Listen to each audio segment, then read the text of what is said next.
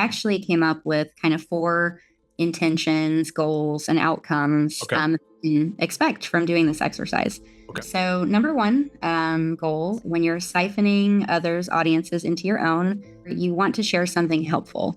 And I think it's really important. We have been gifted with opportunities and experience to develop expertise. And I always kind of like to work through things with the intention of being helpful first and foremost, because I believe that when you focus on being helpful and you have that kind of mindset, it naturally repels some of those icky feelings like fear and scarcity, desperation, because we've all been on the receiving end of those feelings, right? If someone's trying to sell to us or if somebody's trying to kind of pound their info into us, like it just doesn't feel good. And typically that's coming from a place of scarcity or desperation.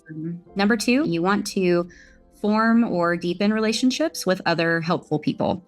And these can be existing people in your network or community, or it can be people outside of your network or community that you are trying to connect with, have a conversation with, or just generally get more involved with. Number 3, you want to grow your list in an intentional and targeted way.